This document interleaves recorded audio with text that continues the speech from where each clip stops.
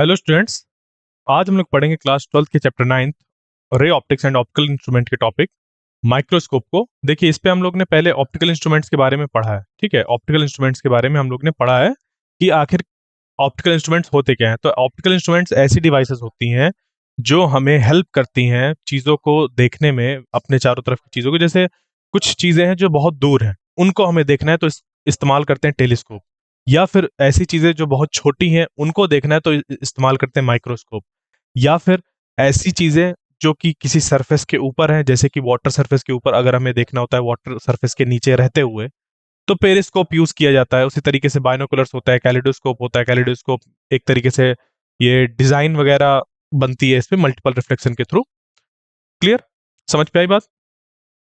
अब यहां पर देखिए कि ये जो चीजें हैं ऑप्टिकल इंस्ट्रूमेंट पे, इस पे हमें अपने इस क्लास में क्या क्या पढ़ना है, तो हमें पढ़ना है माइक्रोस्कोप और टेलीस्कोप के बारे में। माइक्रोस्कोप में यहां पर हम लोग का सबसे पहले जो पढ़ा जाएगा वो पढ़ा जाएगा एक सिंपल माइक्रोस्कोप, जिसको कि आपने घरों में भी देखा होगा, आप खेले भी होंगे उससे, और वो होता है हमारा मैग्नीफाइंग ग्लास। ओके, तो मैग्नीफाइंग ग्लास जो होता है वो हमारा सबसे सिंपल माइक्रोस्कोप है। मैग्नीफाइंग ग्लास में क्या होता है, एक कॉन्वेक्स लेंस होता है, और उस कॉन्वेक्स लेंस की हेल्प से हम लोग किसी ऑब्जेक्ट की एक मैग्नीफाइड इमेज को देखते हैं। क्लियर? बात समझ पे आई? तो वही चीज हमें क्या करना है, आज पढ़ना है। तो देखिए, माइक्रोस्कोप की अगर हम लोग बात करें तो अ सिंपलर मैग्नीफायर और माइक्रोस्कोप की अगर बात करते हैं तो एक हमारा कन्वर्जिंग लेंस होता है। तो अ सिंपल मैग्नीफायर और microscope is a converging lens of A small focal length. Come focal length का हमारा एक कन्वर्जिंग लेंस, यानी कि कॉन्वेक्स लेंस की बात हो रही है। ठीक है, और हमें उसको एज अ माइक्रोस्कोप की तरह यूज करने के लिए क्या करना होता है, जो लेंस होता है उसको ऐसे रखा जाता है ताकि जो ऑब्जेक्ट हो वो उसकी फोकल लेंथ और जो ऑप्टिकल सेंटर है उसके अंदर रखा हो। ओके, ठीक है, आपने देखा होगा ऐसे करके हम लोग देखते हैं, मैग्नीफाइंग ग्लास का इस्तेमाल करके चीजों को ऐसे देखते हैं। क्यों ऐसा करते हैं? क्योंकि हमें क्या करना है कि जो, देखिए, आप लोग ने 10th क्लास में पढ़ा होगा कि मान लीजिए आपके ये ऐसा लेंस है, और इस लेंस को आपने क्या किया है, यहाँ पर इस तरीके से मान लीजिए कि आपने ऐसा प्रिंसिपल एक्सिस ड्रॉ करी, और इस प्रिंसिपल एक्सिस पे कोई, यहाँ पर हम मान लीजिए कि फोकस है। ठीक है, इसको अगर मैं दोबारा बनाऊं तो देखिए, यहाँ पर क्या है, आपके पास एक लेंस है, और उस लेंस में हमने एक प्रिंसिपल एक्सिस बनाई। प्रिंसिपल एक्सिस में एक हमने क्या देखा कि ये ऑप्टिकल सेंटर है हमारा, और इसका ये फोकस है। ठीक है, ये फोकल पॉइंट है, ये फोकस है।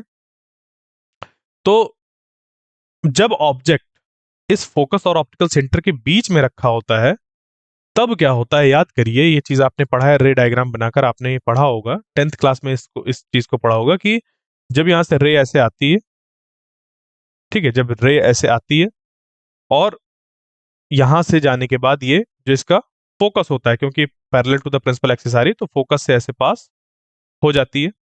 उसके बाद जो रे इससे ऑप्टिकल सेंटर से पास होती है वो ऐसे विदाउट कन्वर्जिंग या डाइवर्जिंग वो ऐसे चली जाती है। ठीक है, तो देखो, ये दोनों जो रे आगे जा रही हैं वो कैसी जा रही हैं, फैल रही हैं आगे जाकर। तो अगर यहाँ पर कोई ऑब्जर्वर इसको देखता है तो उसको देखने में ऐसा लगता है कि ये जो लाइट आ रही है वो किसी ऐसे ऑब्जेक्ट से आ रही है, वो किसी ऐसे ऑब्जेक्ट से आ रही है जो कि यहाँ पर रखा हुआ है, फोकस के पीछे ऐसे रखा हुआ है, कुछ बड़े साइज का ऐसे है। ठीक है, समझ पे आई? तो ऐसा उसको इमेज मतलब बनती है, फॉर्म होती है, एक वर्चुअल इमेज यहाँ पर फॉर्म होती है कि उसको लगता है कि ऑब्जेक्ट वहां पर रखा है। बात समझ रहे हैं? बाकी जो इमेजेस होती हैं उनमें क्या होता है कि इस ऑब्जेक्ट की वहां पर एक रियल इमेज हम लोग चाहे तो वहां पर ऑब्टेन कर सकते हैं, बट एक जो हमारी वर्चुअल इमेज होती है उसमें क्या होता है कि अगर हम सोच रहे हैं कि यहाँ पर एक स्क्रीन लगा दें और फिर यहाँ पर ऑब्टेन करें स्क्रीन, उस स्क्रीन में इस इमेज को, तो हम ऑब्टेन नहीं कर सकते। ये एक वर्चुअल इमेज होती है हमारी। क्यों? क्योंकि एक्चुअल में जो रेज जा रही हैं इस ऑब्जेक्ट से निकलकर वो ऐसे जा रही हैं। ठीक है, ये ऐसे जा रही हैं। अब ये जा ऐसे रही हैं, तो जब कोई ऑब्जर्वर इनको यहां से ऑब्जर्व करेगा, इस जगह से अगर कोई ऑब्जर्वर ऑब्जर्व करेगा, तो उसको लगेगा कि ये जो रेज आ रही हैं वो किसी ऐसे ऑब्जेक्ट से आ रही हैं जो इतना बड़ा है, यहां पर ऐसे रखा हुआ है। क्लियर? बात समझ पे आई? तो यही है कि अब क्या हुआ, यहां पर देखने में ऐसा लगा कि जो इमेज है वो हमारी क्या हो गई, मैग्नीफाइड हो गई। ठीक है, या ऑब्जेक्ट कह लीजिए वो ऐसा हो गया कि वो बड़ा हो गया। जो इमेज है वो हमारी मैग्नीफाइड बनी, यानी कि ऐसा ऑब्जेक्ट लगा कि वो ऐसा बड़ा हो गया। क्लियर? समझ पे आई बात यहां तक? ओके। तो इसी का ही इस्तेमाल करके जो सिंपल माइक्रोस्कोप होता है वो वर्क करता है। ठीक है, जो सिंपल माइक्रोस्कोप होता है इसी चीज का इस्तेमाल करके हमारा वर्क करता है। ओके, तो देखिए क्या होता है, in order to use such a lens as a microscope, the lens is held near the object. जो हमारा लेंस होता है वो ऑब्जेक्ट के पास में रखा होता है, जैसे ये रखा है कि लेंस है, ये लेंस इस ऑब्जेक्ट के पास में रखा है। वन फोकल लेंथ अवे और लेस। ठीक है, यानी कि जो ऑब्जेक्ट होता है वो या तो फोकस पे रखा होगा, वो ऑब्जेक्ट या तो फोकस पे रखा होगा या तो फोकस से अंदर रखा होगा। ठीक है, जब फोकस पे रखा रहता है तो कैसा बिहेवियर होता है, वो ये है। यहां पर क्या होता है, जब फोकस में रखा रहता है ऑब्जेक्ट तो रेज आती हैं, और रेज यहां से जब निकलती हैं आगे तो पैरेलल हो जाती है। ठीक है, तो जो इमेज बनती है वो हमारी इनफाइनाइट पर फॉर्म होती है। इस केस में जो इमेज होती है वो इनफाइनाइट पर फॉर्म होती है। और जब हमारा यहाँ पर जो ये ऑब्जेक्ट होता है वो फोकल लेंथ के अंदर रखा होता है, फोकल सॉरी फोकस और ऑप्टिकल सेंटर के बीच में जब रखा होता है, यानी कि फोकल लेंथ में कहीं पर रखा होता है। ठीक है, तो उस केस में जो हमारी इमेज होती है वो ऐसी फॉर्म होती है, और उसकी जो रे डायग्राम होता है ऐसा होता है। ठीक है, तो ये दो केसेस है यहाँ पर, वही चीज यहाँ पर लिखा हुआ है कि जो हमारा ऑब्जेक्ट होगा, ऑब्जेक्ट नियर जो is held near the object one focal length away और लेस, या तो वन फोकल लेंथ दूरी पर यानी कि फोकस पर, या फिर फोकस से अंदर कहीं पर रखा होगा। ठीक है, and the eye is position close to the lens of the other side. और जो आई होती है इस लेंस के दूसरे तरफ पास में हम लोग ऐसे अपने आंख को प्लेस करते हैं। ठीक है, जो आइडिया है यहाँ पर वो क्या है कि हमें एक इरेक्ट मैग्नीफाइड इमेज चाहिए। ठीक है, क्या चाहिए हमें, इरेक्ट मैग्नीफाइड वर्चुअल इमेज चाहिए ऑब्जेक्ट की at a distance so that it can be viewed comfortably. ठीक है, यानी कि हमें एक, जैसे मान लीजिए कि एक ऑब्जेक्ट है। ठीक है, इस ऑब्जेक्ट को मुझे थोड़ा बड़ा करके देखना है। अब यहां पे मैंने मैग्नीफाइंग ग्लास लगाया, तो मेरा मोटिव ये होना चाहिए कि इस ऑब्जेक्ट की अब जो मैग्नीफाइड इमेज बने वो ऐसी जगह पर बने जिसको देखने के बाद मेरी आंखें रिलैक्स्ड रहे, रिलैक्स्ड पोजीशन पे रहे, और मैं उसको क्लियरली देख पाऊं। तो ये तब पॉसिबल होता है जब हमारा ऑब्जेक्ट जो होता है और उसकी जो इमेज फॉर्म होती है वो कहां पर हो, कम से कम 25 सेंटीमीटर या उससे ज्यादा परफॉर्म हो। क्यों? क्योंकि 25 सेंटीमीटर से पास में अगर कोई ऑब्जेक्ट मान लीजिए हमने रख दिया, तो क्या होता है कि आंखों में स्ट्रेन पड़ता है, आंखों में जोर पड़ता है। इसी वजह से कहा जाता है कि मोबाइल वगैरह बहुत पास लेकर उसको यूज मत करिए। एक जो हमारी हेल्दी डिस्टेंस है उसको मेंटेन करके रखिए, यानी कि एक ऐसी डिस्टेंस जिस जिस पे देखने पर हमें चीजें क्लियर दिखाई दे और आंखों में स्ट्रेन ना पड़े। तो उस डिस्टेंस को हम लोग कहते हैं least distance of distinct vision. क्या बोलते हैं? Least distance of distinct vision. तो 25 सेंटीमीटर वो होता है हमारा। तो हमारा जो मोटिव होता है वो यही होता है कि जो इमेज फॉर्म हो, अब वो चाहे इधर ऐसी फॉर्म हो चाहे इनफाइनाइट पे फॉर्म हो, कुछ भी हो, वो हमारा कैसा होना चाहिए, 25 सेंटीमीटर से ज्यादा डिस्टेंस होनी चाहिए। ये हमारा मोटिव होता है।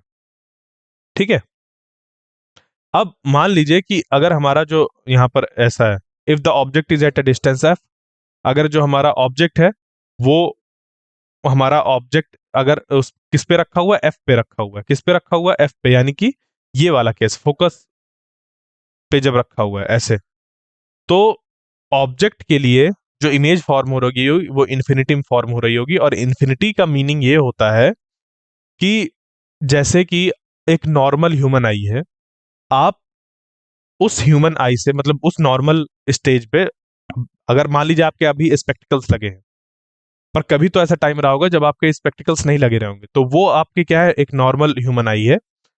उस केस में जैसे कि आप किसी भी चीज को देख रहे हैं अपने चारों तरफ, तो एक्चुअल में वो जो रखा रहता है, वो जो ऑब्जेक्ट हम लोग मानते हैं वो इनफाइनाइट पर ही मानते हैं।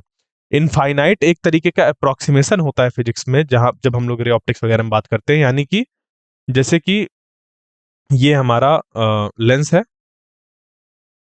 और इस लेंस का यहाँ पर फोकस है, इस फोकस के बाद यहाँ पर सेंटर ऑफ कर्वेचर है, ठीक है, इसी तरीके से यहाँ पर है और इधर पर ये है। तो देखो कोई भी डिस्टेंस जब हम लोग इसके अंदर मेजर कर रहे हैं तो उसको हम लोग कहेंगे कि वो फाइनाइट डिस्टेंस है, हम उसको मेजर कर पा रहे हैं। सेंटर ऑफ कर्वेचर के थोड़े इधर भी डिस्टेंस को हम मेजर करेंगे तो कहेंगे फाइनाइट डिस्टेंस है। बट इसके थोड़ी देर बाद यहां पर अब कोई भी डिस्टेंस मेजर करेंगे जब यहां से यहां तक, वो डिस्टेंस हमारी कहलाएगी, या वो जो ऑब्जेक्ट रखा हुआ है वो कहलाएगा कि इनफाइनाइट पे रखा हुआ है। कहां पर रखा हुआ है? इनफाइनाइट पे। यानी कि एक्चुअल में ऐसा कोई इनफाइनाइट नहीं है। इनफाइनाइट पे रखे होने का मतलब है कि सेंटर ऑफ कर्वेचर से काफी दूरी पर रखा हुआ है। यह जो इमेज फॉर्म हो रही है वो सेंटर ऑफ कर्वेचर से काफी दूरी पर फॉर्म हो रही है। ठीक है, बात समझ पे आई? ओके, क्लियर, ये चीज है। तो यहां पर भी इनफाइनाइट पे इमेज फॉर्म होने का मीनिंग ये है कि जब ऑब्जेक्ट हमारा कहां रखा हुआ है, फोकस पे रखा हुआ है, तो जो उसकी इमेज बन रही है वो ऐसी डिस्टेंस पे बन रही है जिसको कि हम लोग मान सकते हैं कि इन्फिनिटी में, और हम उसको आसानी से देख सकते हैं, यानी आंखों में कोई जोर नहीं पड़ेगा। तो मिनिमम डिस्टेंस ऑफ, या फिर कहते हैं हम लोग जो least distance of distinct vision होती है वो 25 सेंटीमीटर होती है। तो जब हमारा ऑब्जेक्ट रखा होगा फोकस और ऑप्टिकल सेंटर के बीच में, उस केस में जो इमेज फॉर्म होगी, हमारा वहां पर मोटिव ये होगा कि वो फॉर्म हो कम से कम 25 सेंटीमीटर या उससे ज्यादा पर। और जब ऑब्जेक्ट हमारा रखा होगा किस पे? फोकल प्लेन पे, या कह लीजिए कि फोकस पे रखा होगा, उस केस में जो इमेज फॉर्म होगी वो हमारी इन्फिनिटी में फॉर्म होगी। तो जो हमारी इमेज आई होगी उसके लिए उसको व्यू करना आसान हो जाता है। क्लियर, समझ पे आ गई बात? ये चीज तो यही यहां पर बताया गया है कि इन दो केसेस पे, ये दो तरीके से जो है वो ऑब्जेक्ट यहां पर फॉर्म हो सकता है, ऑब्जेक्ट की इमेज फॉर्म हो सकती है इन दो तरीके से। तो जो पहला तरीका है वो ये है कि जब हमारा ऑब्जेक्ट का इमेज जो है वो ऐसा बन रहा हो, तो आई जो है वो नियर पॉइंट पर फोकस है, यानी कि least distance of distinct reason को नियर पॉइंट भी कहते हैं। और दूसरा तरीका ये है कि ऑब्जेक्ट हमारा फोकस पे रखा हो और उस समय जो आई है वो इन्फिनिटी पे फोकस्ड हो, यानी कि उस इमेज को देखने के लिए हो जो हमारी इन्फिनिटी पर है। क्लियर, बात समझ पे आ गई? ये चीज तो ये वाला जो हमारा ये डायग्राम है, ये हमारे कैसे है? एक सिंपल माइक्रोस्कोप के डायग्राम है, यानी कि सिंपल माइक्रोस्कोप है ये। तो ये जो पहला वाला है वो क्या है? ये है मैग्नीफाइंग लेंस, जिसमें कि हमारा जो ऑब्जेक्ट है वो कहां पर है? वो फोकस और ऑप्टिकल सेंटर के बीच में, और जो इमेज फॉर्म हो रही है वो least distance of distinct vision के पास बन रही है। ओके, अब उसके बाद यहां पर जो है वो ये है कि ये जो हमारा ये वाला है, इसमें ऑब्जेक्ट रखा हुआ है फोकस पे, इमेज फॉर्म हो रही है इनफाइनाइट पे। ठीक है, तो अब चलते हैं आगे और इस पे कैलकुलेशन करते हैं कि मैग्निफिकेशन हमें फाइंड करना है तो कितना मैग्निफिकेशन निकल कर आएगा। तो यहां पर देखिए कि जो हमारी least distance of distinct vision होती है वो होती है इतनी। ठीक है, क्योंकि इससे अगर अंदर कोई इमेज फॉर्म होती है या ऑब्जेक्ट एक्चुअल में रखा होता है, ऐसे करके देखिए आपकी आंखों में स्ट्रेन महसूस होगा। आपको अपनी आंखों में क्या महसूस होगा? स्ट्रेन, यानी कि दर्द होगा आंखों में। ठीक है, तो उससे ज्यादा ही वहां पर होना चाहिए, या कम से कम उतना तो होना ही चाहिए। और ये हम लोग एक ऐसा एवरेज वैल्यू लेकर चलते हैं सभी के लिए। वैसे ये जो वैल्यू होती है least distance of distinct vision, हर आई के लिए अलग अलग होती है। क्योंकि आप में से कुछ होंगे वो अभी क्या करेंगे, हाथों को ऐसे रखेंगे, कहेंगे मैं तो यहां तक आसानी से देख पा रहा हूं। तो हाँ, कुछ जो ह्यूमंस हैं उनके लिए अलग होगी, कुछ के लिए अलग होगी, कुछ के लिए अलग होगी। यानी कि एक तरीके से कहा जा सकता है हर ह्यूमन के लिए जो least distance of distinct vision होती है वो डिफरेंट डिफरेंट होती है। ओके, वो डिपेंड करता है कि क्या उम्र है, कैसी आंखें हेल्दी हैं नहीं है, इन सब बातों पे डिपेंड करता है। बट एक जो एवरेज हम लोग लेकर चलते हैं वो ये लेकर चलते हैं कि वो हमारा 25 सेंटीमीटर होता है। यानी कि कैलकुलेशंस वगैरह के लिए हम लोग ये इस्तेमाल करते हैं, स्टडी करने के लिए, कंपैरिजन करने के लिए।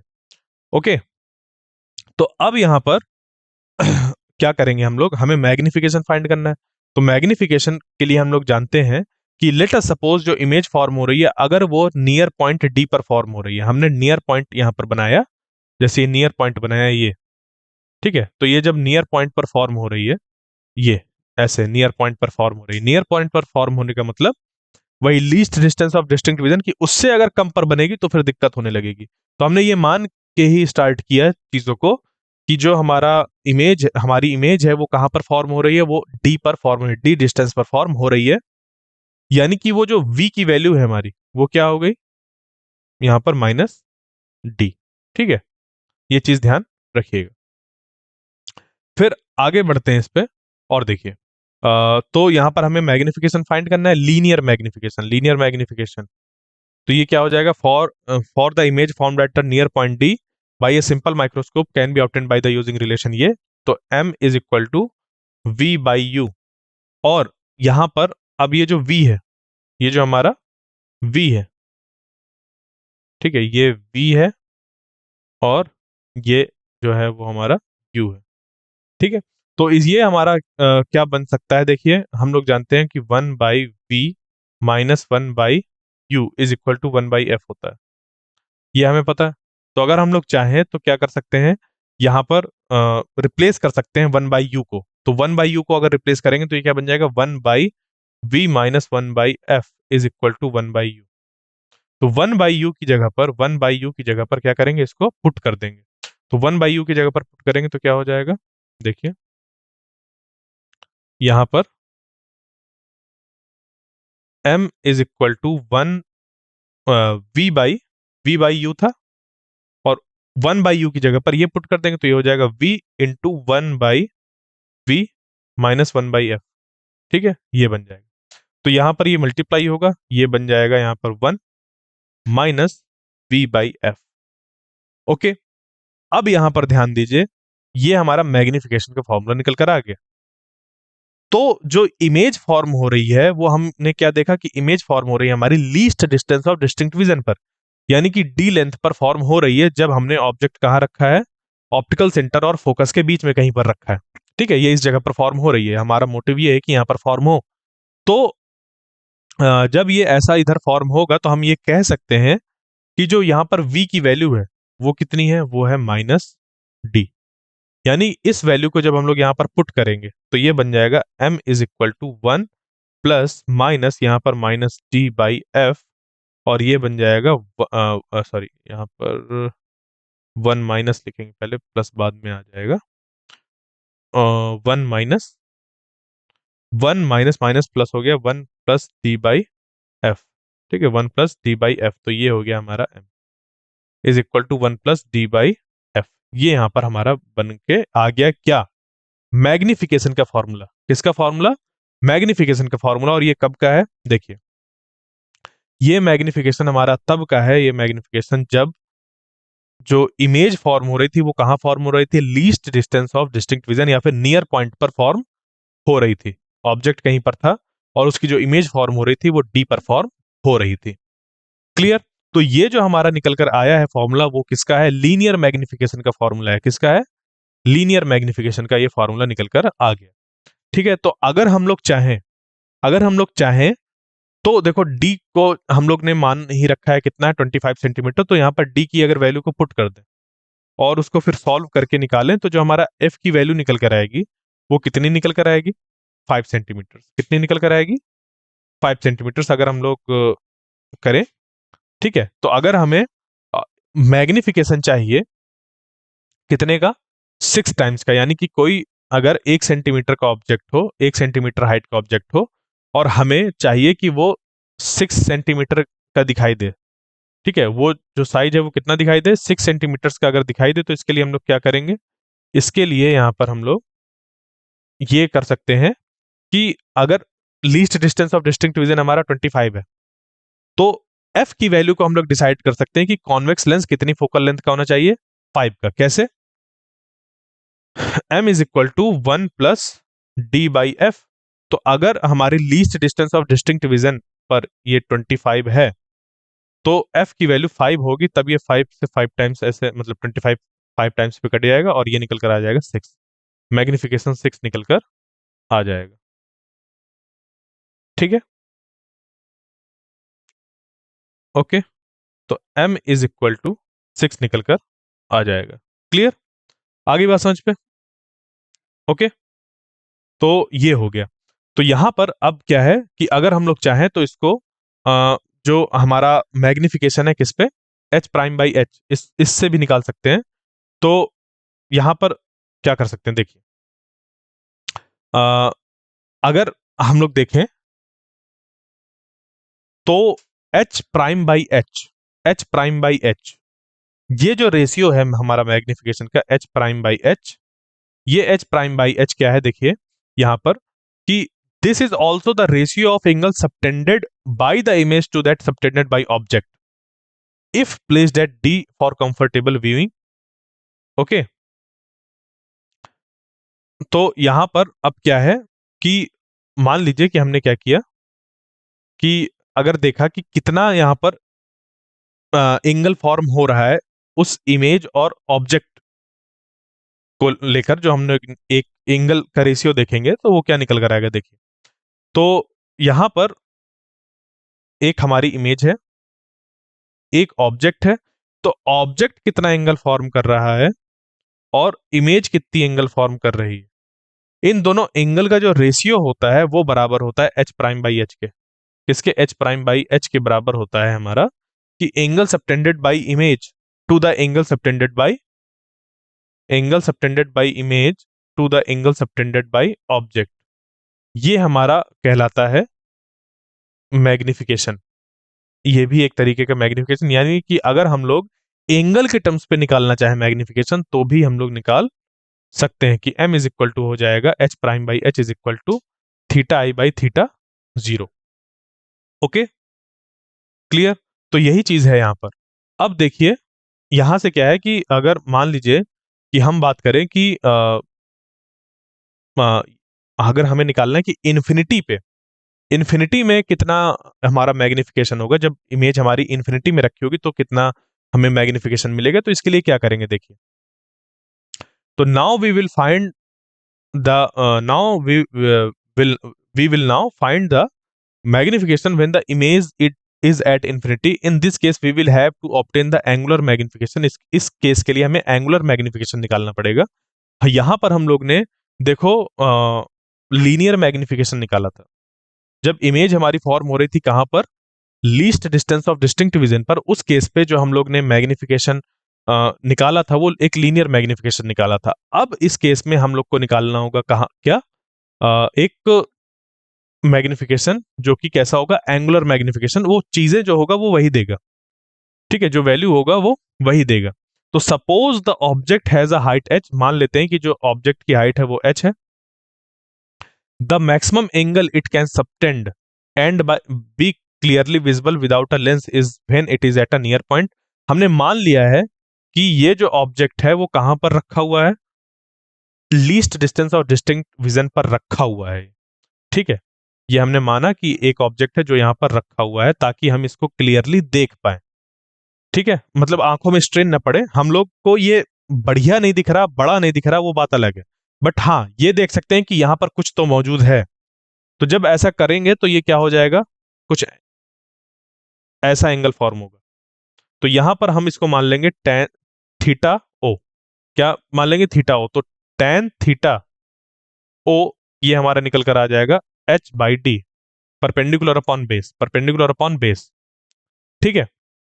और इस यही हमारा बराबर हो जाएगा थीटा नॉट के, क्योंकि हम लोग यहाँ पर अप्रोक्सीमेशन लेकर चल रहे हैं कि जो टेन थीटा नॉट है उस पे जो थीटा नॉट है वो बहुत छोटा है, यानी स्मॉल एंगल अप्रोक्सीमेशन के लिए ये हमारा एप्लीकेबल होता है, ठीक है, ये हमारा वैलिड होता है। इसी तरीके से if we now find the angle subtended at the eye by the image when the object is at u, हमने मान लिया कि जो अब ऑब्जेक्ट है वो कहां पर है, यू पर है।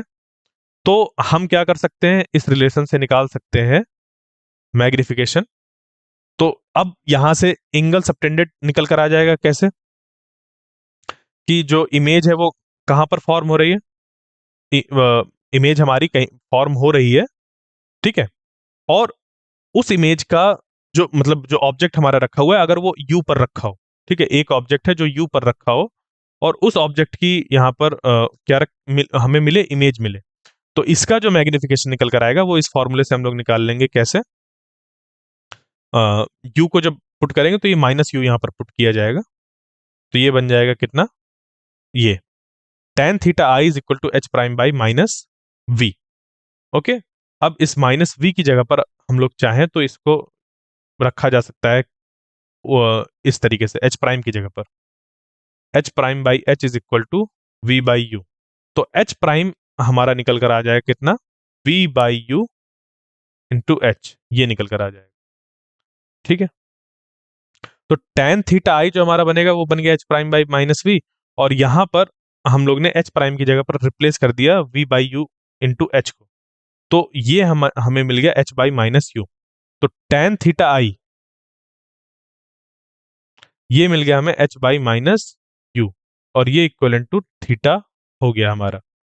ओके, तो अगर मान लेते हैं कि ये जो हमारा ऑब्जेक्ट है वो कहां रखा हुआ है, एफ पर रखा हुआ है, यानी कि यू की जो वैल्यू है वो माइनस एफ है। ठीक है, तभी तो जो इमेज है वो इनफाइनाइट पे फॉर्म हो रही थी। हम लोग ने पहले least distance of distinct reason पर जो इमेज फॉर्म हो रही थी उसको फाइंड कर लिया है, उसका मैग्निफिकेशन निकाल लिया है, वो ये निकल कर आ गया। अब उसके बाद हम लोग मैग्निफिकेशन निकाल रहे हैं कि जब इमेज फॉर्म हो रही हो कहां पर, इन्फिनिटी में, तो उस केस में हम लोग एंगुलर मैग्निफिकेशन निकाल रहे हैं, और एंगुलर मैग्निफिकेशन हमारा होता है tan theta I divided by tan theta naught. ठीक है, यानी कि इसको जब हम लोग स्मॉल एंगल अप्रोक्सीमेशन में लेते हैं तो ये सीधे कहते हैं कि ये होता है theta i by theta naught, ये होता है मैग्निफिकेशन। ठीक है, तो वही चीज हम लोग ने देखो थीटा नॉट ऑब्टेन कर ली है, अब थीटा आई ऑब्टेन कर रहे हैं, इसके लिए हम लोग यहां तक पहुंच गए हैं। अब उसके बाद यहां पर क्या किया है कि यू की जगह पर हमने पुट कर दिया माइनस एफ, क्योंकि ऑब्जेक्ट उसी जगह पर होगा जब फोकस पे होगा, तभी जो इमेज है वो हमारी इन्फिनिटी पे फॉर्म होती है। तो यू की जगह पर हमने क्या रख दिया, माइनस एफ रख दिया, जिससे कि थीटा आई निकल कर आ गया कितना, एच बाई एफ। ठीक है, एच बाई माइनस यू निकल कर आया था थीटा आई, तो यहां पर हमने पुट कर दिया यू की जगह पर माइनस एफ, तो ये निकल कर आ गया कितना, theta i is equal to h by f. तो देखो थीटा नॉट निकल कर आ गया कितना हमारा, एच बाई डी। ठीक है, और जो हमारा है थीटा आई वो निकल कर आ गया एच बाई एफ। इसको हम लोग क्या करेंगे, डिवाइड कर देंगे, यानी कि जो मैग्निफिकेशन था वो हमारा थीटा आई बाई थीटा ओ था, थीटा ओ था। तो जब हम लोग इसको डिवाइड कर देंगे तो ये बन जाएगा एच बाई एफ, ब्रैकेट में एच और ऊपर डी, तो एच से एच कैंसिल हो जाएगा, निकल कर आ जाएगा डी बाई एफ। तो यहां पर हम क्या देख रहे हैं कि ये जो मैग्निफिकेशन निकल कर आया है, ठीक है, ये जो हमारा मैग्निफिकेशन निकल कर आया है जब इमेज हमारी कहां फॉर्म हो रही थी, इन्फिनिटी में, ये मैग्निफिकेशन निकल कर आया है जब इमेज कहां फॉर्म हो रही थी, इन्फिनिटी में। ठीक है, image is formed at infinity. ठीक है, जो इमेज है हमारी वो इन्फिनिटी पे फॉर्म हो रही थी। ठीक है, तो उस केस में जो हमारा मैग्निफिकेशन हम लोग ने निकाला है वो कैसे निकाला है, एंगुलर मैग्निफिकेशन का यूज करके, और ये निकल कर आ गया डी बाई एफ। जबकि इसको अगर हम लोग कंपेयर करते हैं किसके साथ, ठीक है, अगर इसको अब बाकी चीजें मैं हटा रहा हूं जो यहां पर लिखी है, तो हमारे पास एक मैग्निफिकेशन ये निकल कर आ गया जब इमेज इन्फिनिटी पे फॉर्म हो रही है, और एक ये निकल कर आ गया है जब इमेज हमारी least distance of distinct vision पर फॉर्म हो रही थी। ओके, तो इनमें देखो अंतर क्या है, इनमें अंतर ये है +1 का। तो हमें ज्यादा मैग्निफिकेशन मिलता है किस केस में, जब हमारा ऑब्जेक्ट रखा हो फोकल पॉइंट और जो हमारा ऑप्टिकल सेंटर है उसके बीच में, तब मैग्निफिकेशन हमें 1+ मिलता है। ठीक है, 1+ डी बाई एफ, जबकि यहां पर सिर्फ डी बाई एफ मिल रहा है। क्लियर? तो ये दो हमारे पास फॉर्मूले निकल कर आ गए। एक है फॉर्मूला जब इमेज हमारी फॉर्म होकर कहां बन रही हो, least distance of distinct vision पर, और एक जब हमारा इमेज फॉर्म हो रहा हो कहां पर, इन्फिनिटी पे। तो ये इन दोनों केस में कितना मैग्निफिकेशन होगा, ये एक्सप्रेशन हमारा निकल कर आ गया है, और ये हमारा एक सिंपल माइक्रोस्कोप या मैग्नीफाइंग ग्लास की वजह से था, यानी कि एक सिंगल लेंस की वजह से। इसको हम लोग सिंपल माइक्रोस्कोप भी कहते हैं। अब इसके नेक्स्ट लेक्चर पे हम लोग क्या करेंगे, कंपाउंड माइक्रोस्कोप की स्टडी करेंगे। कंपाउंड माइक्रोस्कोप में हम लोग सीरीज ऑफ लेंस का यूज करते हैं, बट अभी क्लास 12th में आपके पास दो लेंस यूज किए जाएंगे, ठीक है। क्लास 12th में जब भी आप लोग पढ़ रहे हैं, क्योंकि हमें समझना है, सीखना है, तो मिनिमम दो लेंस का यूज करेंगे और फिर स्टडी करेंगे उस पे, उस कंपाउंड माइक्रोस्कोप की, क्योंकि दो चीजें इस्तेमाल हो रही हैं, दो लेंस इस्तेमाल हो रहे हैं, और फिर उस पे कौन सा जो लेंस है वो कैसा होगा, उस क्या फोकल लेंथ होगी, इन सब का इस्तेमाल करते हुए हम लोग फिर से इनके मैग्निफिकेशन को आगे पढ़ेंगे। तो आई होप जो आज का लेक्चर था वो आपको समझ पे आया होगा। मिलते हैं नेक्स्ट लेक्चर में, तब तक के लिए थैंक यू।